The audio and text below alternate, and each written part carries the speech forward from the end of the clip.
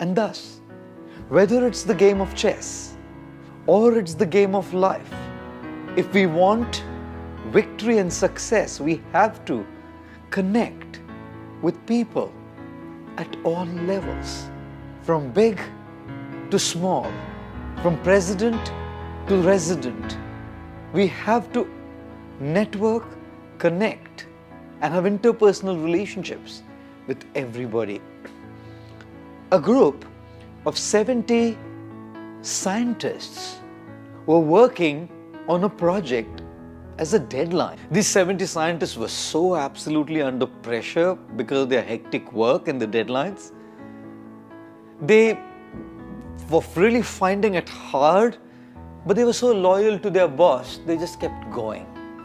One morning, one of the scientists came to the boss and said, "There's an exhibition in town and I promised my children to take them for the exhibition. Is it okay if I leave at 5:30? The boss said, "We're really working on a deadline, but since you've promised your kids, you can actually leave at 5:30. The scientist was happy. He continued to work in his office, and when he looked at his watch, he had been so involved and absorbed in his work, he saw it was already 8:30 p.m. Oh, he felt so guilty that he had promised his kids that he would take them for the exhibition, and he hadn't gone home at 5:30. He came to his boss's cabin and saw the boss was not there as well. The scientist packed his bag and came home. His wife was sitting in the living room reading magazines. He knew that the situation was extremely explosive. Anything he would ask or say would just boomerang back. His wife looked at him and said, "Would you like to take a cup of coffee, or would you like to go for dinner straight?"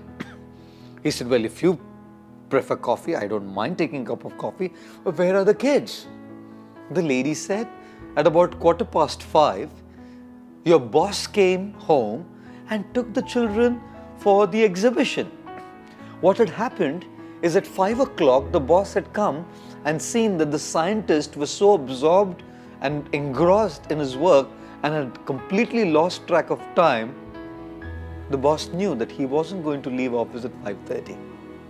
The boss personally went to the scientist's home and took the scientist's kids for the exhibition. Now, the boss didn't have to do this again and again. Even that one time he did it and made that investment, the kind of commitment that came from all the scientists that worked under him was incredibly amazing. This is why all these 70 scientists worked with such commitment at Thumba under their able, capable, and super sensitive boss. Guess who the boss was?